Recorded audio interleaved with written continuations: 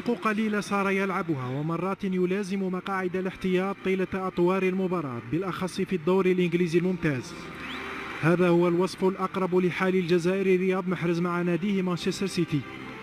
الدافع لطرح الأسئلة حول وضعية الجزائري أفرزه تميزه في منافستي كأس الرابطة الإنجليزية وكأس الاتحاد الإنجليزي بتألقه تسجيلا وصناعة للأهداف، بخلاف ما هو حاصل في مباريات الدوري بعد أن مر بفترة فراغ قاربت شهرين فشل فيها الجناح الجزائري في التسجيل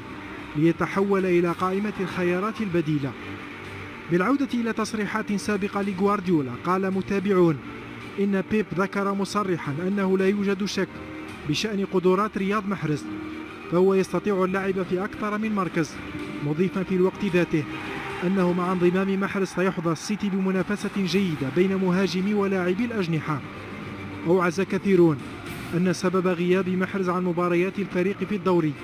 ربما يعود إلى عدم تأقلمه مع فلسفة غوارديولا، الذي أجاب مختصرا الرد على التساؤلات بالقول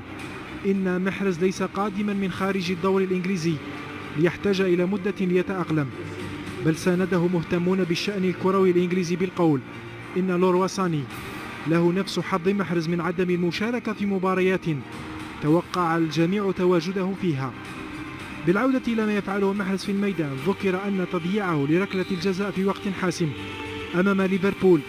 ربما كان وقع ذلك كبيرا على مسيرته مع السيتي،